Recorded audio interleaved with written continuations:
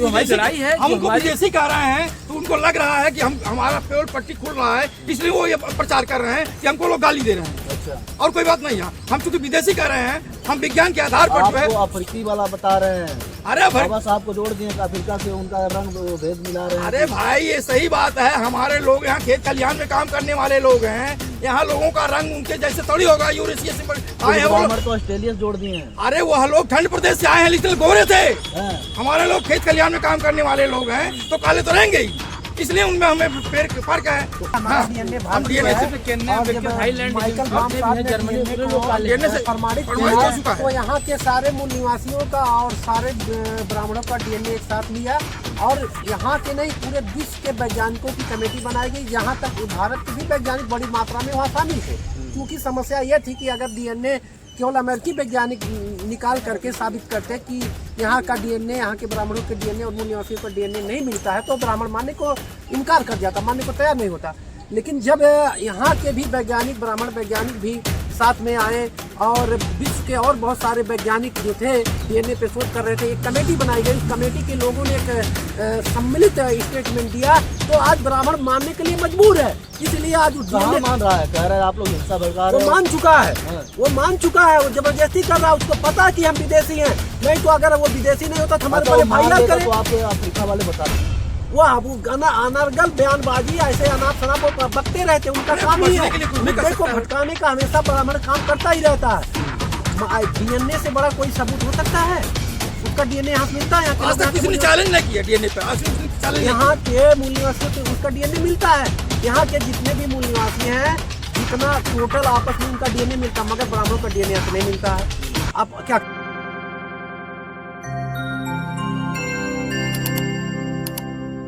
नमस्कार, आप देख रहे हैं पब्लिक दस्तक। साथियों, आज 22 फरवरी है और आज नागपुर में आरएसएस का हेडक्वार्टर घेराव है।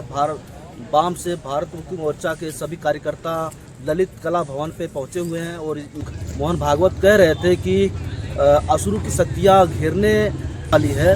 तो ये असुरी शक्तियाँ है जो आप देख सकते हैं कि यह जो ललित कला भवन है भरी हुई है, असुरी शक्तियाँ जो है इसमें भरी हुई हैं। और कुछ लोग कार्यकर्ता हैं बाम सेब के बस्ती मंडल के, और जानना चाहते हैं कि सर आसुरी शक्तियाँ जो कह रहे थे मोहन भागवत जी घेरने वाली, क्या कहेंगे? जी सर, मोहन भागवत जी तो अनाप शनाप बयानबाजी तो करते ही रहते हैं, क्योंकि मोहन भागवत जी इतना भयभीत हो चुके हैं हमारे संगठन से, हमारे कार्यकर्ताओं से। हमारे कार्यकर्ता के अपने हक और अधिकार की लड़ाई के लिए लड़ रहे हैं। अगर वो उनको हमें असुरी शक्तियाँ लगता है तो असुरी शक्तियाँ ही कहें, क्योंकि उनका काम ही है अनाप शनाप बयानबाजी करना। और हम लोग अपने हक अधिकार के लिए यहाँ आए हुए हैं। हमारा हक अधिकार क्या है, सबसे पहले मैं आपको बताऊं ये मुद्दा हमारा क्या है। हम आरएसएस मुख्यालय घेराव करने के लिए आए हैं, और क्यों घेराव करने के लिए आए हैं ये भी आप जान लीजिए। हमारा बाम सेब और भारत मुक्ति मोर्चा का 5 दिवसीय, बाम सेब का 2 दिवसीय और राष्ट्रीय भारत मुक्ति मोर्चा का 3 दिवसीय एक साथ अधिवेशन था कटक उड़ीसा में।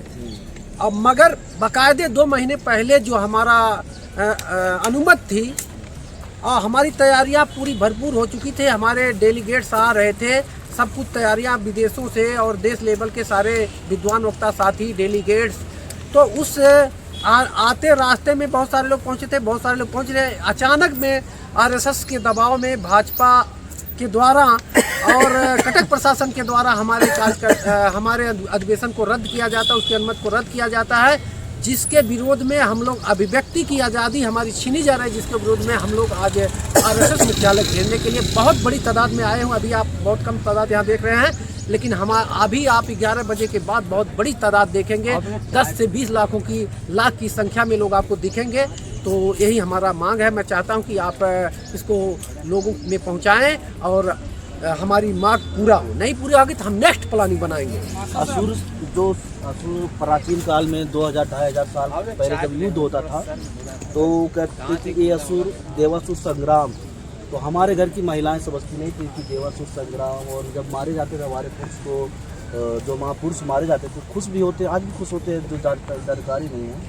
तो जो ये असुरी शक्तियाँ के घेराव की 22 तारीख को ऐलान हुआ, उसके बाद से मोहन भागवत का कुछ लगातार विरोध भी हो रहा है। अब तो उनका कहना है कि हिंदू शब्द कोई शब्द नहीं है, विदेशी शब्द है। इसको क्या कहेंगे? सही कहा आपने। दरअसल में जो असुरी शक्तियाँ इन्होंने बताया है, वास्तव में हम लोग असुर शक्ति हैं। असुरी शक्तियाँ का मतलब होता है कि जो सुरापान न करे।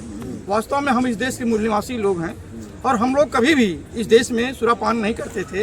ये तो बाहर के लोग आए, यही लोग आकर के हम लोगों को जो है सुरापान सिखाए और आज वही चीज़ को हमको आसुरी शक्ति बता रहे हैं। तो सही कह रहे हैं, उनका कोई गलत कहना बयान नहीं है, लेकिन हमारे लोग समझ नहीं पाते हैं। लेकिन ये जो असुर और सुर देवासुर संग्राम वाला मामला है, आज तक हम राक्षस समझा जाता है असुर जो, तो ये समझाने का जो मामला है समझा पाए? हाँ, सही बात है। ये आपने कहा कि जो राक्षस का मामला है, वास्तव में हम लोग रक्षक थे।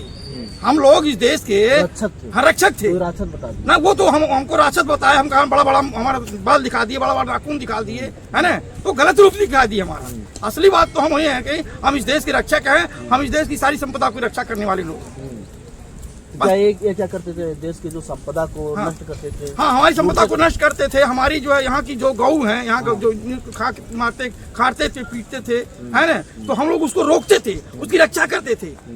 ये लोग बाहर से जब आए तो अपने पेट पूजा के लिए ये लोग जब नहीं कुछ पाते थे तो गऊं को खाते थे, तमाम चीज़ों को ये खाते पीते थे। तो उसकी जब हम लोग रक्षा किए तो हम लोगों को रक्षा किए, मतलब राक्षस कह दिए। अच्छा, कल हम लोग जब यात्रा में आ रहे थे कि ब्राह्मण था मिला हुआ था, कह रहे कि आप जातिवाद फैला रहे हो, इस प्रकार से खड़ा उसके बाद वो तो उसका जो है वो भाई पीड़ा बहुत पीड़ित था। ये तो सही है, आपने कहा है कि वो इस हिसाब से वो बहुत पीड़ित था। वास्तव में अब वो अपने बयान पे आ गया। जब उससे मैंने पूछा, सवाल किया, तो बाद में कहा सब कुछ भगवान ने किया है, सब कुछ भगवान ने किया। जब वो सवाल जवाब नहीं दे पाया, तो आपने देखा ही होगा, सवाल जवाब नहीं दे पाया तो लास्ट में भगवान पर कह दिया।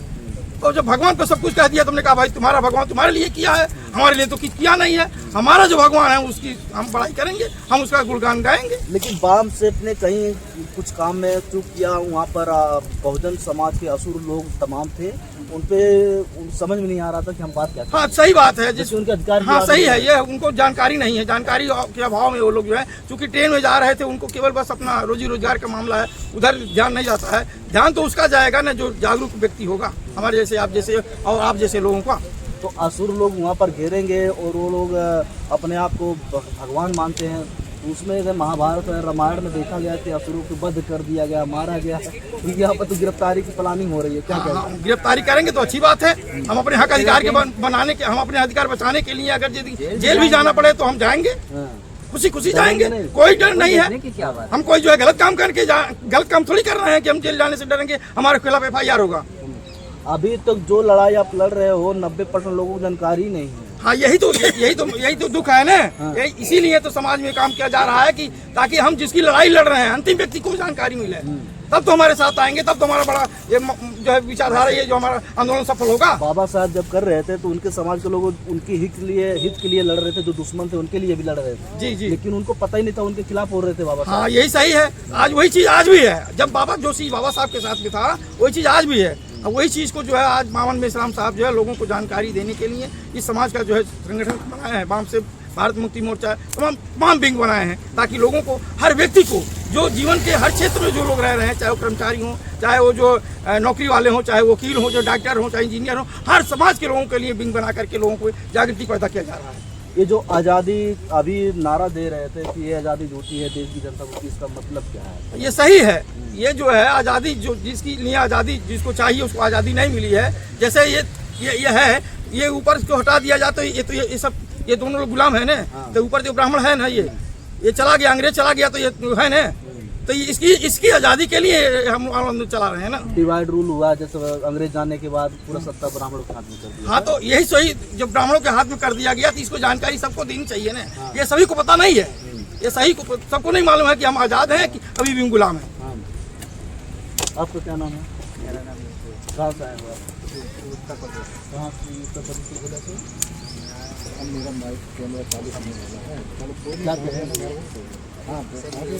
हमारे लोग इकट्ठा हों, भारी मात्रा में आंदोलन की तैयारी हो, जल्द से जल्द।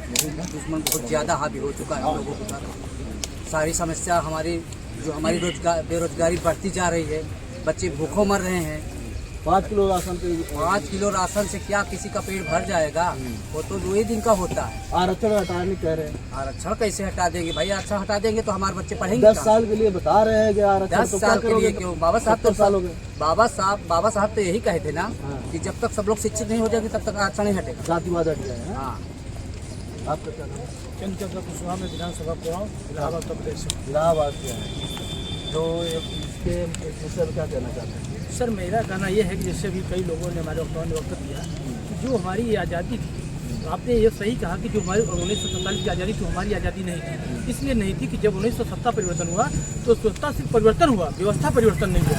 अंग्रेज यहाँ चले गए जरूर, लेकिन जो उन्होंने सत्ता सौंपा वो दूसरे के हाथ में गया, जिसकी वजह से हमारे लोगों को सन 1947 से लेकर 26 जनवरी गुलाम थे, अब भी गुलाम है। 26 जनवरी 1950 तक जब तक संविधान लागू नहीं हुआ तब तक 2.5 साल हमारे लोगों को पता नहीं था कि हम आज़ाद हैं या गुलाम हैं। तो साथियों इस प्रकार से हमारे लोग गुलाम थे और आज भी गुलाम है, क्योंकि उन्होंने गुलामी का प्रतीक, जैसे बाबा साहब अम्बेडकर ने कहा, जिस दिन गुलामों को गुलामी का एहसास दिला दोगे अपनी सारी जंजीरें तोड़ देंगे। गुलाम हो, ब्राह्मणों को खुल के गाली दे रहे हो आप लोग। नहीं वो तो ठीक है, लेकिन जहाँ पे उनकी संख्या ज्यादा है, जैसे जहाँ हमारी संख्या ज्यादा है, क्या उनकी संख्या जहाँ ज्यादा है हमको गाली नहीं दे रहे?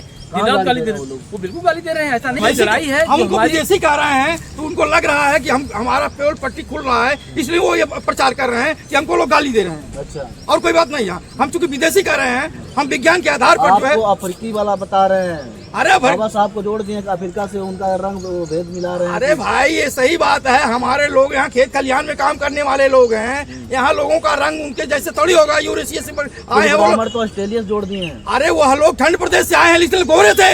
हैं। हमारे लोग खेत खलिहान में काम करने वाले लोग हैं तो काले तो रहेंगे ही, इसलिए उनमें हमें पेड़ के फर्क है। तो अफ्रीका को मानेंगे कि आप अफ्रीका से लोग? नहीं ऐसी कोई बात नहीं है, ना ऐसी कोई बात नहीं। हमारे डीएनए है, हमारा डीएनए भारतीय है। केन्या, थाईलैंड, माइकल बाम साहब ने डीएनए को प्रमाणित प्रमाणित हो किया चुका है। तो यहाँ के सारे मूल निवासियों का और सारे ब्राह्मणों का डीएनए एक साथ लिया और यहाँ के नहीं पूरे विश्व के वैज्ञानिकों की कमेटी बनाई गई। यहाँ तक भारत के भी वैज्ञानिक बड़ी मात्रा में वहाँ शामिल थे, क्योंकि समस्या यह थी कि अगर डीएनए केवल अमेरिकी वैज्ञानिक निकाल करके साबित करते कि यहाँ का डीएनए, यहाँ के ब्राह्मणों के डीएनए और मूल निवासियों का डीएनए नहीं मिलता है तो ब्राह्मण मानने को इनकार कर जाता, मानने को तैयार नहीं होता।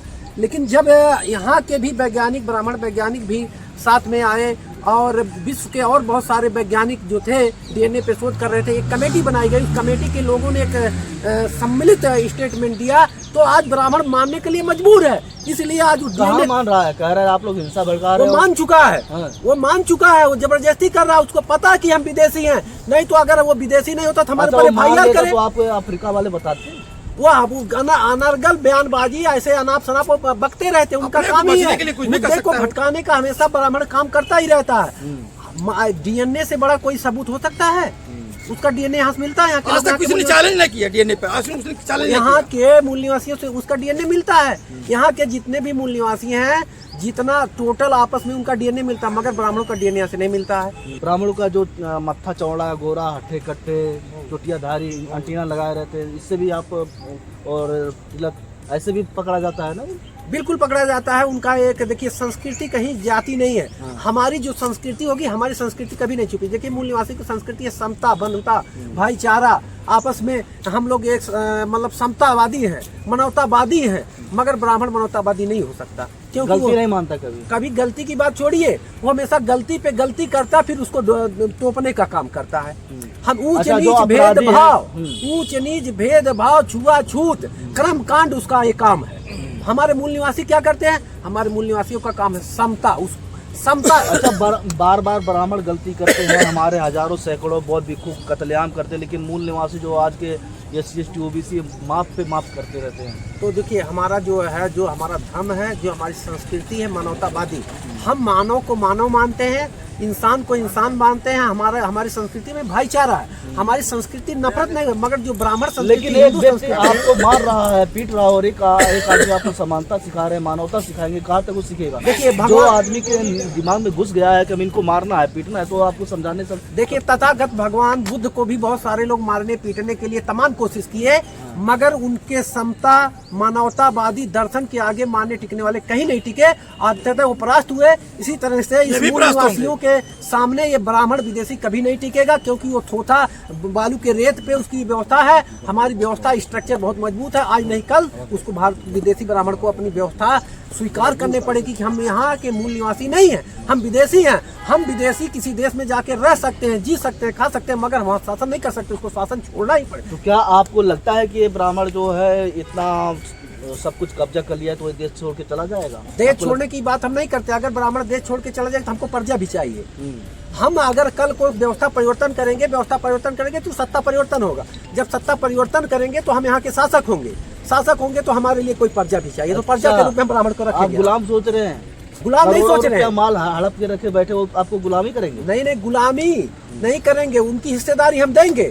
मगर अगर वो चाहते हैं हिस्सेदारी लेना चाहते हैं, नहीं लेना चाहते तो हिस्सेदारी ले। अगर उनको नहीं समता पसंद है तो उनको प्रजातंत्र हम लोग उनको प्रजा के रूप में रखेंगे, जैसे हमारे साथ व्यवहार हुआ ऐसा ही करेंगे।